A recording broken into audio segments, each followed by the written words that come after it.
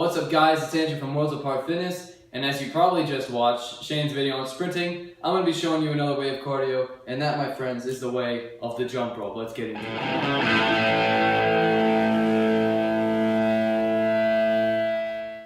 Alright, so as I just said, we're going to be discussing the jump rope, and in my hands, I have a somewhat weighted jump rope. I have a much more weighted jump rope at home. The rope is much thicker, but in this case, I have a nice bright green one so you guys can see. Now, if you're wondering why jump roping hasn't worked for you in the past, or maybe it's not working right now, it's probably because you're doing it wrong.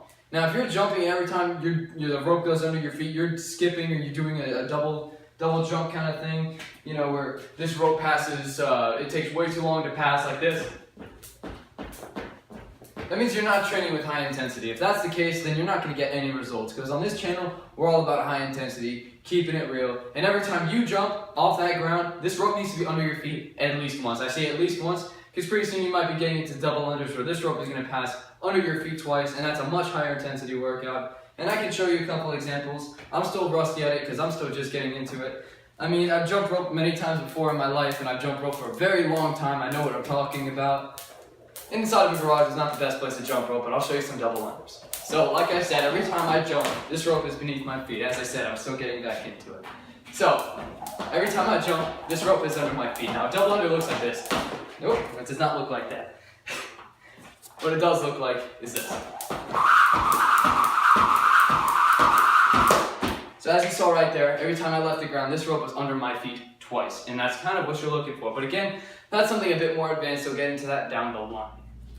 Alright guys, so about progression and regression. Now, obviously when you first start out, you don't want to get a weighted jump rope. That's a lot more high intensity, so if you are trying to burn fat, then yeah, maybe it'll be for you, but I strongly suggest you just get into like a regular jump rope, a speed rope. Pick one up from Walmart, $3, simple as that. Now, something a bit more high-end like this one cost me maybe $5. And the best one I own is $13, $14. So really, you're going to be making a bit of investment, but it's worth every penny, and once you start seeing your results that you're looking for. So, about down the line, you're going to get into a lot more intense stuff, such as double unders, crossovers. I'll show some examples of that later on. But now the real question is, how long should you jump rope for, and all that fun stuff? So, optimally, what you're going to be looking for is you're looking for high and low intensity as a mix, but you want to start out low, go high, active rest. The way I do it is I have an app on my phone called High Intensity Interval Timer. If you look that up, that's High Intensity Interval Timer, or HIIT for short. So you can go ahead and look that up in the App Store, Play Store, what have you. You're going to find an app that does that. And what you're going to do is you're going to set up your sets in forms of 30 seconds of low intensity, 30 seconds of high intensity, and then you're going to have another one 30 seconds, but you're going to make sure that's for active rest. So you can make it go low, high, and just alternate with that. Have a buzzer go off so you can hear it, and then you'll know to switch from low intensity to high intensity. So what's the difference? I'll show you. So starting out at low intensity, that's every time that rope goes, it goes under your feet one time, just like this. This can be considered low intensity. Now, a high intensity jump would be more like this. A lot more fast pace.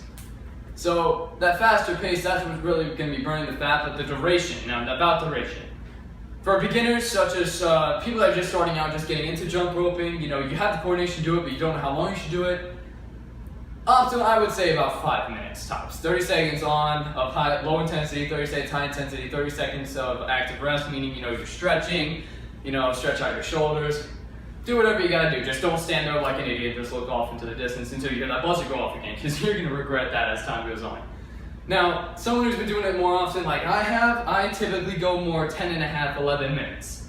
Now the 10 and a half is awkward again because everything is in sets of 1.5 minutes. As I said, 30 seconds low, 30 seconds high, 30 seconds of active rest.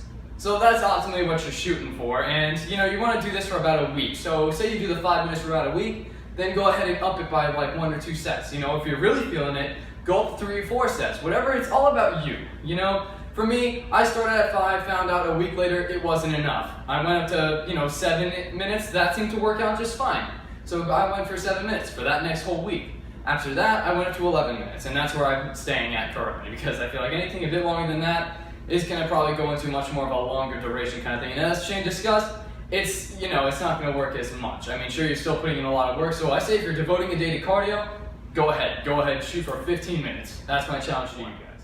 Alright, so now I'm going to show you guys basically what I've accumulated over the last year and a half of jump roping. It's not going to take you a year and a half, but over that time you're going to learn some new tips and tricks, like why I'm showing you this video. and you know, just what you can do. I'm gonna mess up quite a bit, mainly because I haven't jump roped in a bit, and I'm sorry about that. I'm sorry to myself. So I'm just gonna show you what you can do after quite a bit of time of jump roping. And like I said, a garage is not the most optimal place to do this. We do it outside, but it's gotten dark.